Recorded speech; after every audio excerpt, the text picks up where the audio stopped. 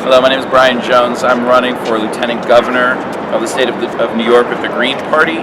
And basically our case is this, that what's happening right now is that black life is cheap in America. We live in a state, here New York is supposed to be one of the most liberal, progressive states, and yet right here a man can be choked to death on camera and nothing can be done. Basically people can be killed with impunity. So if, and just like, this is basically this is deeply connected to what we all know is happening, which is displacement and gentrification, scrubbing the city of the unwanted, undesirables, poor and struggling people with the wrong complexions.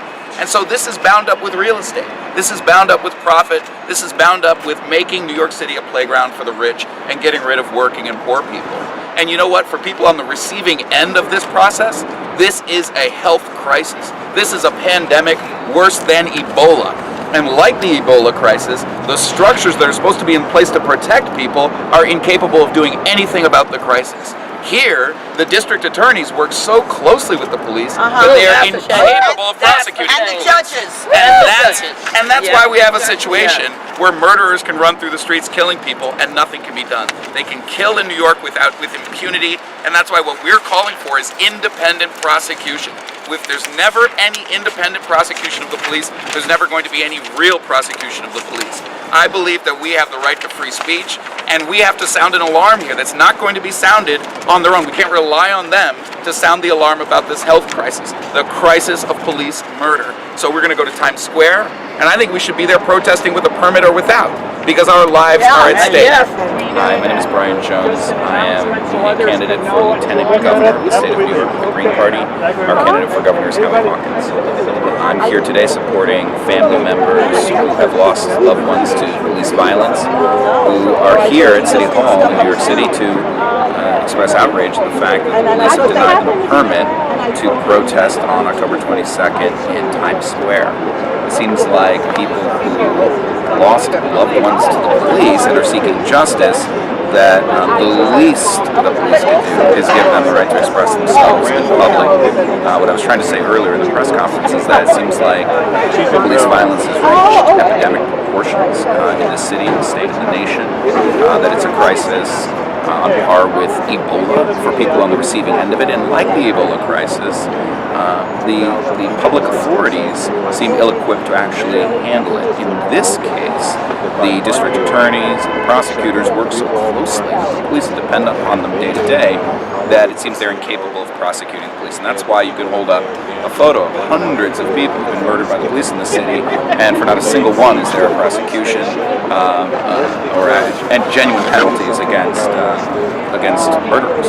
And most recently, we've seen in New York City a man choked to death by a police officer on camera, where a death that was recorded, and a death recorded in a manner that was in violation of the police's own code of conduct, using an illegal chokehold according to police methods. And yet still we struggle to get any kind of real prosecution in that case. So we're just at a kind of epidemic level here. And I think it's, as others have pointed out, it's connected, intimately connected to the changing geography of the city and to what's happening with real estate, gentrification, displacement, pushing people out who are poor, working class, kind of scrubbing the city of those elements to make it a playground for the wealthy, for tourists, and that sort of thing. And I think for those of us who want to make the city, the state, and the world aware of what's happening here, the least we can do is show up on October 22nd, make our voices heard, and demand the right to do so, basic right of free speech, on top of, it's really insult added to injury at this point. People have hoped that we could replace top officials and end this crisis. I think people voted in de Blasio thinking, finally the police are, he's going to rein in the police. I think the problem is that the forces at work here are so entrenched that it goes beyond even the mayor's office. Not to say the mayor's not to blame or not a part of it, but it's deep. It really is deep. It's about real estate and finance and reshaping the city. And I think that's why it's difficult to just pluck out one or two public officials and hope that it will all go away when there's a big steamroller coming here. It's trying to really change the city. I wanted to point out and really thank you for calling it a health crisis, because that's what I'm always calling it. I've been calling things it's a health crisis, Yeah. my whole life, because it's not necessarily like a money problem, a political problem, an economic problem. It is a health problem. Yeah, well, I mean, that's the thing, is there's something about the particular nature of this crisis where this process of displacement requires these frontline troops, police, to go around brutalizing people, to make them feel unwanted, to get them off the streets, and it requires violence to bodies, and in some cases, death. And yet all they do is cry, oh, it's a violation of national security, when whistleblowers, which is pretty much what this is, so that they're always crying, oh, national security, everything is classified, when But they're whose the security? ones that are doing it. Yeah. They're the ones that are violating people's rights. Well, they often, I mean, it's interesting, it's also because they often invoke health, or, like you say, national security, or other things like we're saving lives here. When you look at what are the things that are harming people's bodies, those things often go unaddressed. And in this case, what the police are doing to people's bodies is kind of not considered, while the previous mayor wanted to stop people from buying sugary drinks, and it's like, well, if sugary drinks don't get you, then the police will. Well, what about the police, mayor? I'm hoping that people at the protests see that I'm doing that and therefore support me, so that we can use the electoral arena to raise our issues and put them before a broader audience. So what's the end goal of today's protest and the protest that will be held in Union Square on Wednesday? Well, we're trying to stop police brutality, and that's a really tall order. As I said here at the press conference, I think the forces that are behind police brutality have to do with the way in which the city's elite are trying to reshape the city, or change who lives where, displace people, push people out, kind of scrub the streets, broken windows, theory of policing. So stopping police brutality is a tall order. In this case, we have family members who are at the front lines of this struggle, who are standing out here saying, look, you took my loved one away from me.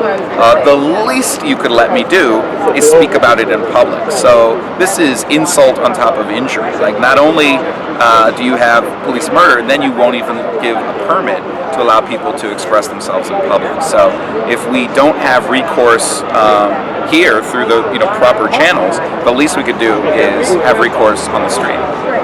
Yeah, that brings up a really good point. And are you happy with the way today's event went? Oh yeah, no, it's fantastic. I mean, this is what we're here to do, which is express ourselves and get the media to pick up the story and run with it. So I hope they do. Everything we do needs to be on a bigger scale. I wish there was more media here. I wish there were more people here. I hope our protest is big, and I'm sure we have to remain dissatisfied with it, however big it is, because the scale of what we're trying to do is so immense. So I'm always proud of our efforts, however small, but I'm always dissatisfied with them as well. And then one last question. So you've been to quite a few protests in your time. Have you ever experienced police brutality personally? Yes. I mean, many times I can speak about on Union picket lines where the police roughed us up. The most egregious was probably in Los Angeles. I was at a protest against police brutality about 10 years ago, more than 10 years ago, and the police shot at us with rubber bullets, but still, rubber bullets don't feel good. So, yes, on many occasions, the police, let's just say I've never been at a protest where the police marched with us. All right. Okay. And in varying degrees, they reacted to us in different ways, from shooting at us to penning us in to, there's a spectrum, but never with us. Thank you so much. It was really a pleasure. Thank you. Likewise. I hope are you getting some interviews with these families? Good. Prosecutors, district attorneys work so closely with the police that they're unable to really challenge the police and prosecute the police. That's why we're calling for independent prosecution. So we stand here in solidarity with these families, and we want to see justice for them too. I mean, I really think it's adding insult to injury when you have a situation where somebody's loved one has been snatched from them by the police, and then the police turn around and say that they can't have a right to protest that outrage. That's just beyond the pale. So the least they could do while they're seeking justice is allow them some space on the street to express themselves. And then, we have to go much further. What we're trying to demand here is real justice for them. And if we remain in a situation where not only police can kill with impunity, where somebody can be choked to death on camera and nothing's done, And then on top of that, you can't even protest about it. I mean, really, we're just, the name democracy is a joke at that point. So we have a very extreme situation here in New York, and it's very much bound up with the way that the city is changing. People who are being pushed out, being displaced. And it's the whole theory of broken windows policing, the idea that the police should be used to try to clean up the neighborhoods and move people out of the neighborhoods so that they can be redone and renovated and gentrified. And that is really the fundamental process, I think, at work here. And it's just outrageous that families have to come here and stand on the steps of City Hall just to get a right to protest about this. I think stopping what the police are doing to people is going to be a real challenge. But the first step is to be able to get out on the streets and make the city, the state, the world aware of what's going on. The structure of justice depends on the police, and therefore there's a structural problem with prosecuting the police because you're asking basically it's like asking the police to prosecute themselves, which is never going to happen. That's how closely the prosecutors work. That's why I say it's a structural problem. Howie Hawkins and I, the Green Party candidates for governor and lieutenant governor, are calling for an independent prosecutor, an independent organization that would handle these cases, that would not rely in a day-to-day way on the police to investigate and prosecute the police. But because without that, there's never going to be real prosecution. So definitely there's political resistance. I'm sure that resistance is connected to the larger project and to all of the wealth that's at stake here. Scrubbing the city is about real estate, it's about finances, there's a lot at stake in broken windows policing. And in addition to an independent prosecutor, there's got to be a push for affordable housing, there's got to be rights for tenants, there's got to be things that give ordinary people power to stand up to the developers and the corporations and the financiers who back them. So we have very powerful forces arrayed against people that ends up with a man being choked to death for selling cigarettes on the street.